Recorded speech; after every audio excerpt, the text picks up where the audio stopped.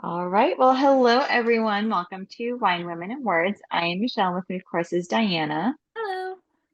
And this evening, we're just gonna nerd out for a minute with everyone because we are going to be talking about The Last Dreamwalker with author Rita Woods. And Rita, thank you so much for taking some time to come hang out with us tonight and let us pick your brain about this book. Thank you so much for inviting me. Now, for our listeners who may not yet be familiar with The Last Dreamwalker, can you give us an overview of what the story is about? So, The Last Dreamwalker is about a 20-something-year-old girl who has had throughout her whole life a very fraught and difficult relationship with her mother.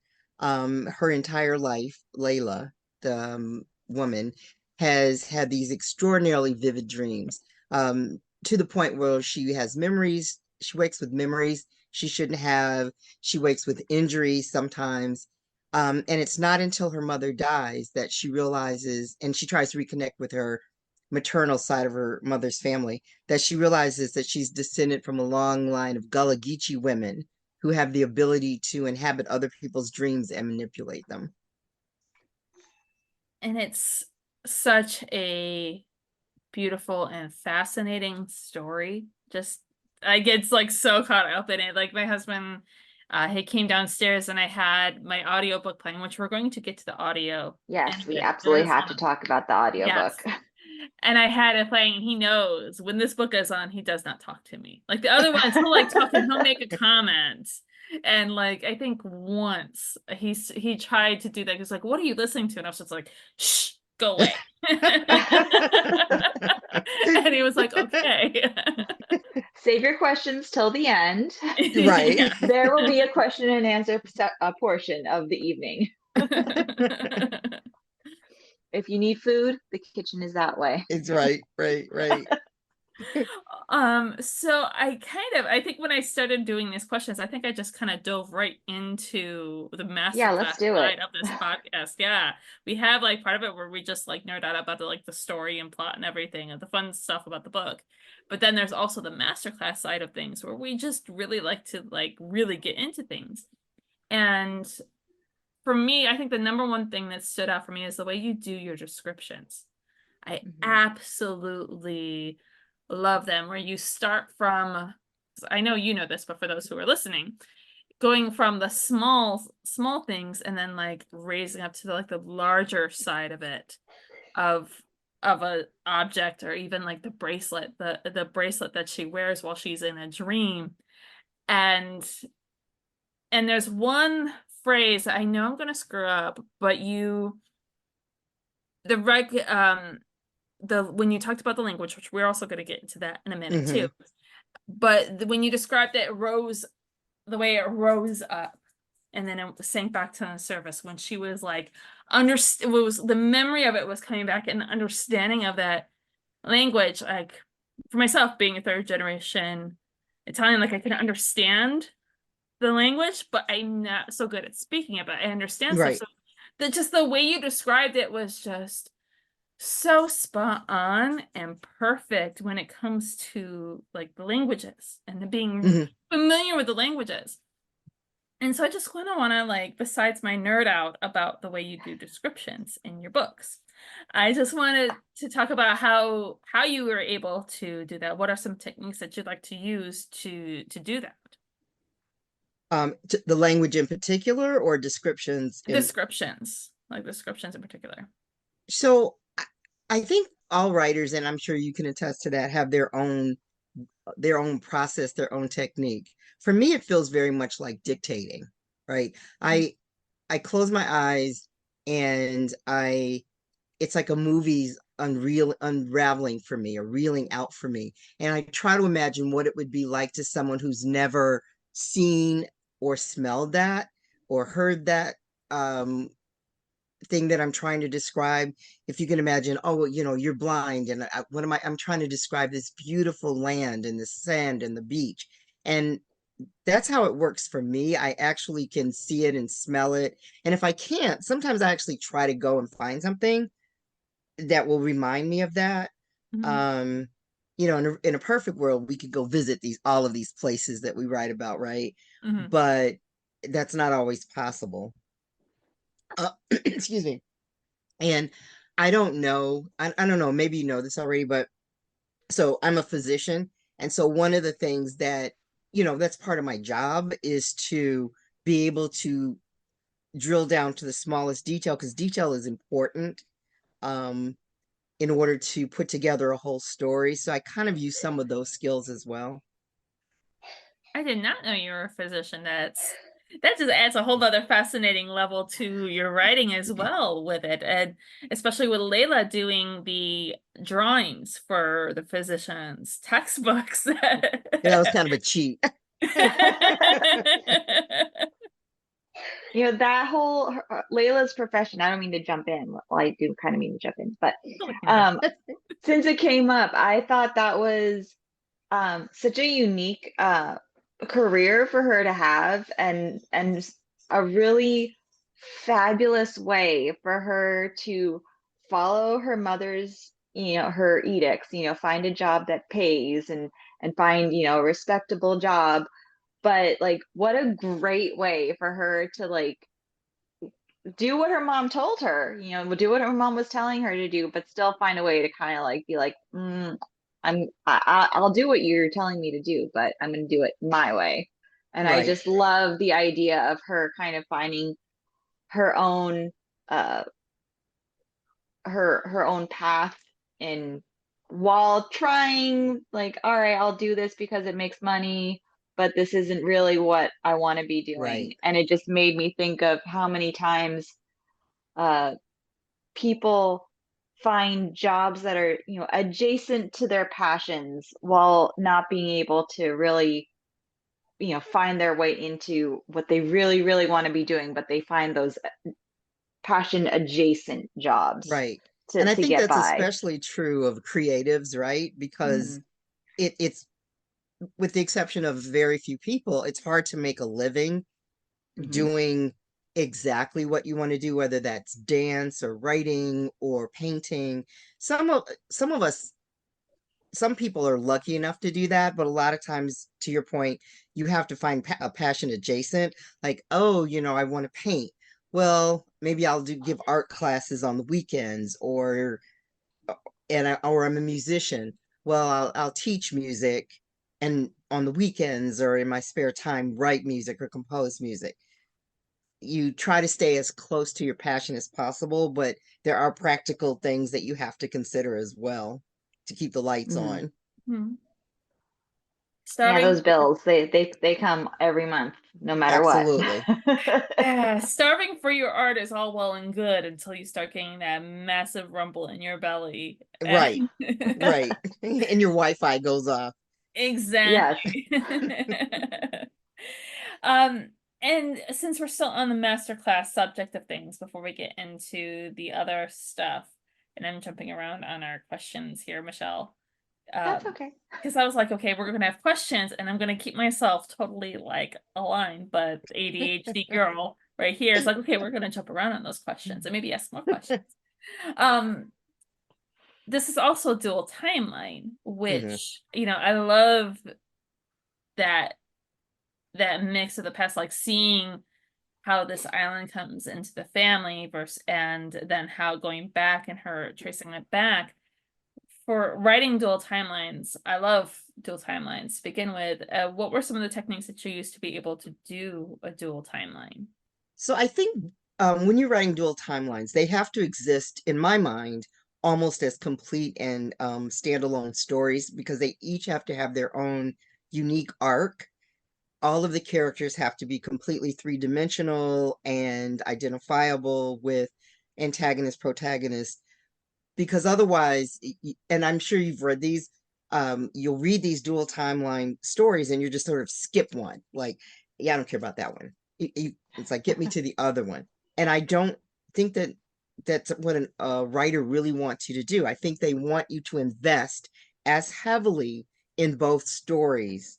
Um, so for me, I would write the story, and I had a very clear reason why I would write it. It's like I needed it to be, I needed there to be a familial investment in that island, in those people, to sort of be able to draw a through line through where you start with Gemma and end up with Layla. But at the same time, I also wanted people to be able to identify with that family and the things that she had to lose, what was at risk in both timelines. So once it was written, then I actually pulled out all the chapters individually, and I looked at, you know, the 1864 timeline and the 2024 timeline very separately, and felt to see that if they worked independently of each other. Oh, that's fascinating. Now, when you pulled them out, did you like print them out and look at them and read them, or was it okay? Yeah, I can't, and that's just me. I can't edit on the screen. Mhm. Um, because I think what happens, at least for me, is my eye will insert what should be there. I have a writing buddy who says, yeah, read what's in my mind, not what's on the page. So I have to print it out so that I can see what the reader would be seeing, because now I'm a reader as opposed to a creator. And a lot of times I'll even read them out loud, and you realize, oh, you insert the word and realize that's not even on the page. Mhm. Um, and then after I pull the two timelines out and read them as separate stories, there also has to be some consistency. Like, am I really including this for a reason? Um, yes, I want you to know that she wanted this island, she needed this island, and this is why for her ancestors, Layla is, or for her descendants, Layla is her descendant.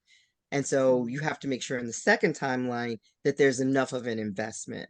Um, and that sounds really academic, but it doesn't feel academic when you're doing it. It's just, does this story work by itself like a real story? Do you care about these characters? Do they change it all throughout the story? And does this story work? And then you put them, for Mhm. me, I put them back together once I find that I've worked out all the kinks. Fascinating. I love that. Have you ever tried writing, like, you know, say for example, like Gemma's whole story and then Layla's whole story, and then try combining them, or do you always kind of write and then pull them to read them as a standalone? Like, have you ever tried reversing it and splitting up the story in the dual timeline? I haven't, um, mostly because and just so you're aware, I'm a pantser, a complete pantser. So when my editor will say, well, what's going to happen? I don't know, something. Um, so I usually will write it out, and then you'll get to a point, I will get to a point in the story and think, um, it's time to tell a little bit more about Gemma, or I'll use it to break it up. Now, it doesn't stay like that all the time. There will be times when, after, once I get going, that I'll realize I need to pay more attention to this. I've totally neglected this other story. Um, so I might have long periods of time when I'm just writing current timeline, Hmm. and then realize I've lost the thread of the past timeline, the other timeline. Hmm. So I go back and forth, but not in any real consistent, organized way. I love that you're a pantser. I too am a pantser. I admire people's abilities to outline. I really do. I do too. I I wish I could do it, but I can't. So for I'm an this, for outline. the last Dreamwalker, my agent actually, or my editor actually said, can you send me an outline? And I said, I don't know how to write an outline, but I spent like this whole weekend writing something, and I sent it to her, and she actually emailed me and said, what is this? An outline? It's like, no, honey, that's not an outline. I can send you on as long as I am not committed to whatever I just wrote. True, true. This has nothing to do with what you're going to get in the end, but okay. You're just getting one to get it. So now that we've talked about like the whole, mechanic side of things, I want to talk about the characters and specifically first off the aunties. Jane, and I want to say, is it Teresa? Hmm. Yeah. I love them so much. And the language, and it's Gula, correct? Or is it Gula? Gullah. Gullah. Gula. Hmm. Um, I did want to, Michelle, have you gone on the rabbit hole yet about Gula? I haven't, but as soon You as I need saw that to. question, I was like, oh, that is a rabbit hole that I absolutely need to go down. Oh, I totally went down that rabbit hole. I did it this afternoon, and I was just like, and it was, it's such a cool language. It And is. I went on YouTube, and I was just, there was one woman who was a storyteller, and she told a story, and I was so just taken by the story in it. For you, right, using that language of that time, because it's really only found, it's because I went and looked it up on UNESCO World Hmm. Heritage. I Hmm. think it's a, is it one of the protected ones? Because I saw Gula on there for Africa, but I didn't see the United States. So in 2012, the Gullah, so just so you know, Mm. and for listeners who don't know, the Gullah Islands are about 70, it's an archipelago of about 70 islands, 70 or so islands off the eastern seaboard. And it starts in North Carolina, goes all the way to northern Florida. And because it was so isolated into the 1950s, um, a lot of these people are descended from people from Liberia, the Liberian Sierra Leone area, Mm. and their language, they were so isolated. They spoke enough English that they were able to communicate, but they were able to keep so much of their language. That's why it sort of is very unique. And in 2012, the United States government granted the Gullah Geechee sovereign status. So they have the same status as, say, Indian reservations. Mm. Um, so it is, there's a lot of it that is protected. Yeah. That's amazing, and that's so wonderful to hear. And that this is going to be a language that's going to be protected. Yeah.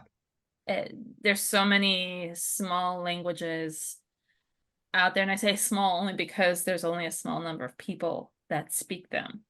I mean, Right. yeah, going back to like the Italian stuff, like Sicilian is a World Heritage protected language. Oh, okay. Yeah, Italy wouldn't teach it in any of the schools, and they pushed people to speak the standard Italian. Right. And so there are generations that just don't speak Sicilian Right. because of it. And it's a terrible thing that we have these languages, and it's so much a part of a culture. Right. You know, the Absolutely. Gullah, yeah, it's so much a part of that culture. And it's so great that it can be protected and nurtured and cared for the future generations. Right. And And there's a little bit of an interesting thing that I found. This is so my editor actually insisted that I have a sensitivity reader mm, because I'm not Gullah. And so I met it's called the Avery Center, which is in Charleston, and they are dedicated to preserving the Gullah diaspora. And so part of the conversation with them was I was speaking to a woman in her probably in her early 30s who's Gullah, and one of the conversations was like the spelling, and she had to go to her grandmother's, like, I don't know how to spell it.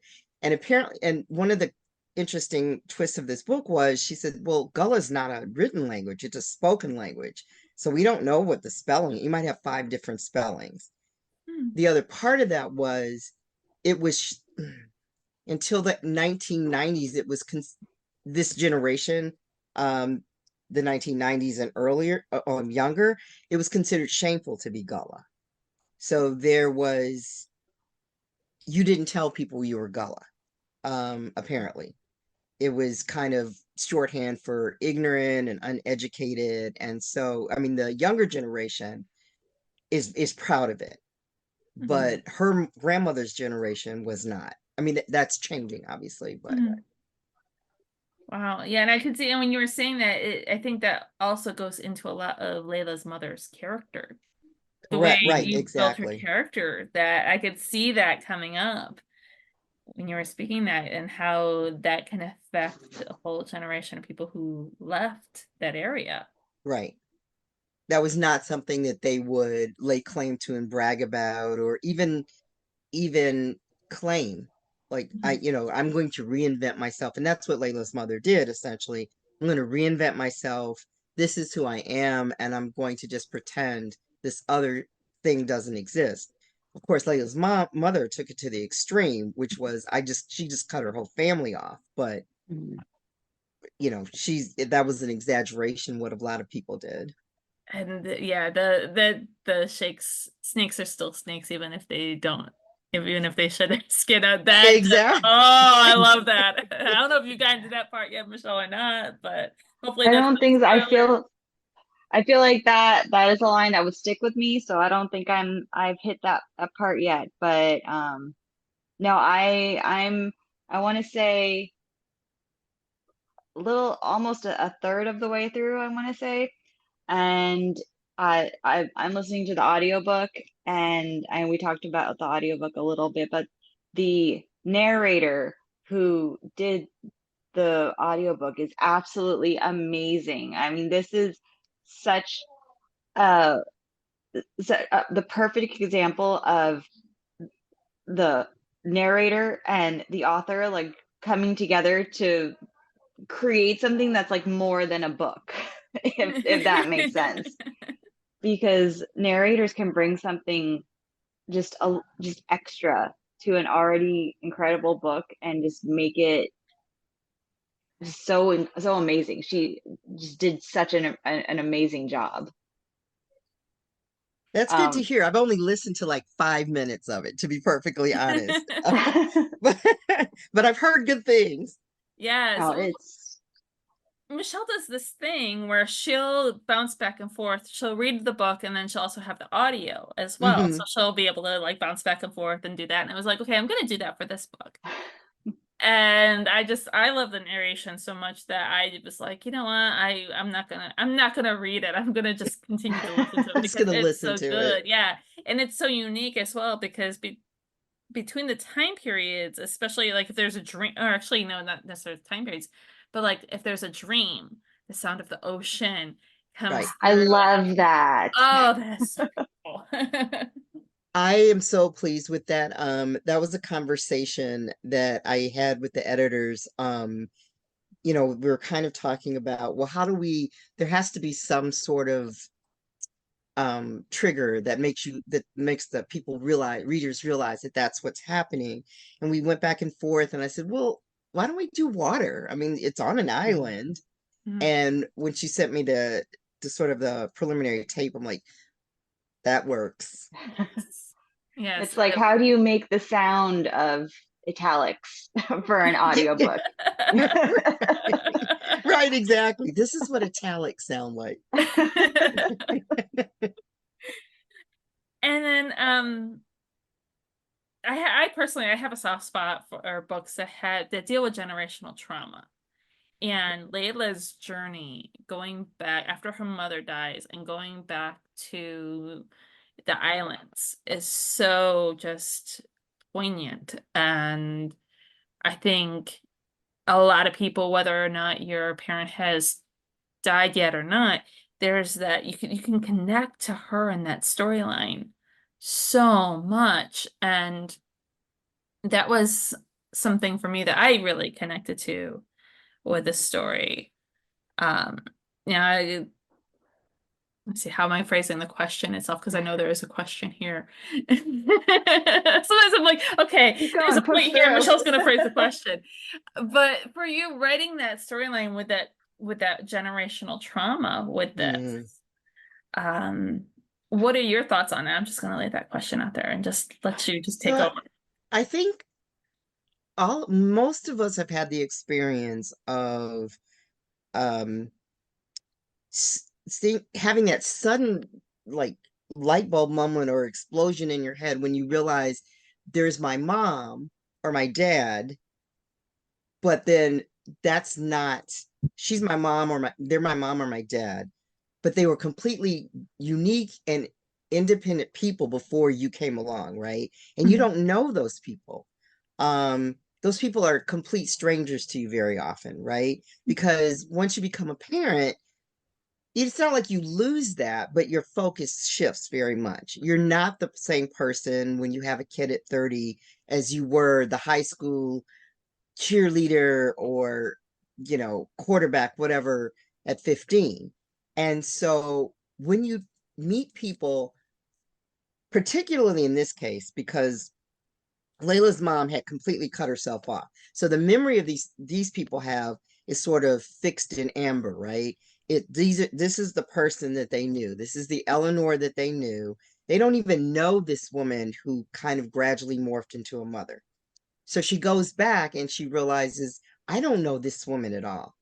I and even if you have a good relationship with your parents, there's still a lot of that. You go back to their hometown and you meet somebody that they knew and haven't seen in 30 years, and they start telling you these stories and you're just stunned, like, who are you talking about? um and especially if there's trauma, that I think that gets magnified, right? Because if they're trying to get away from something, whether it's an alcoholic parent or an abusive relationship, or just the angst of growing up in a small town, and they try to completely reinvent themselves, the person that they reinvent themselves into is informed by the person that they were, or the person that they're trying to escape. And that trickles down into the next generation, I think, um, kind of through the genes and through the way that they respond to things. It is really hard to uh make that kind of realization that, I think about it when my kids grow up with when they go, oh, mom was like a whole person before before she was mom, and dad was a whole person before he was dad. And yeah, it's the same for us. Like my parents were whole people before I Right. came around. And there's things you don't necessarily, as a parent, want to share with your children, not necessarily because they're bad, just because they don't need to know that part of you. But especially if they're bad or awful or traumatic, I think there's that instinct to protect your children from it, even, or to sever yourself from that memory. But experience informs perception and reaction. So you may think that you've divorced yourself from that past person, but you're going to respond to stimuli. You're going to respond to things based on all of those things that made you as a child or as you grew up. And sometimes they're going to seem bizarre because the your family or your current friends don't understand, why are they reacting that way. Mhm. Now, I know we're just about at our time, but we always like to ask what you're reading right now. Not what you're writing, but what books are you reading that you're absolutely loving? So I'm kind of in this weird space. I'm judging two huge writing contests, and I never thought I would say I hate reading so much. But but I have read a couple of things, as I recall. It's hard to remember now. That I love. Like, I love T.L. Huchu's book. Oh my God, I just totally blanked. It'll come to me in a minute. But T.L. Huchu. And then I read Lone Woman by Victor Lavelle. Um, so those are the most recent things that I read for pleasure. And don't get me wrong, these other things are pleasurable too. But when you get to book 70, you're kind of like, I can't take it anymore. So those are the two most recent ones that I absolutely adored. I'm gonna look this up because it's like, oh my God, I can't believe I can't remember this. But yeah, so that's what I'm reading now. When is the deadline for the writing contest that you're judging? So the last I have to have a short list by Library of the Dead is T.L. Huchu's book. Okay. Yes. Okay. I Love knew the name sounded familiar. I was like, I know that book. Yes. Oh, I love that book. I do too. And I read the second one, and then there's a third one coming out which I haven't read yet. I have the second one. I haven't read it yet, but it's sitting somewhere on my shelf. It was so good. The first one was really so good.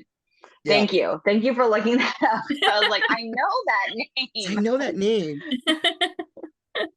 But I have to have the short list April 1st, and then the next one's not due till the end of July, so I have a little bit of time. And it was complicated by the fact that I had my own book to turn in, so was in the middle of revisions, going, I can't do it. It's fine. It's fine. It's gonna be fine. I mean, are we really creatives if we don't overburden our plate? I mean, Yes, yes. It's like I have to start saying, no, I can't. I can't. That is such I, a hard thing to do sometimes, though. It is.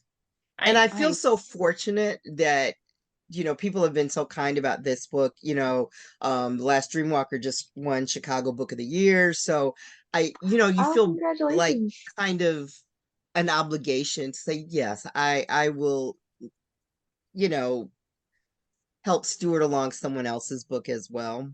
Mhm. I always hear in the back of my head the Oklahoma song. I'm just a girl who can't say no. Yeah, we got to work on that though, because oh my goodness. Yeah, because she had a bit of a reputation. Yeah, right, right. Well, everyone, if you would like to order your own copy of The Last Dreamwalker, be sure to check out the link in our show notes to our bookshop on bookshop.org. As always, bookshop.org supports our incredible writers. It supports the podcast, but most importantly, it supports all the wonderful indie bookstores out there. And thank you so much for coming to hang out with us and participating in our masterclass of writing. Thank you It's so much. It was fun. it's always so much fun to be able to dive. We love diving into the craft of writing, and the characters in the story, but the writing is always so fun to talk about for us. Absolutely. Then enjoy the rest of your evening. Thank you. It was good to Bye. see you in person. Yes, you too. Bye-bye.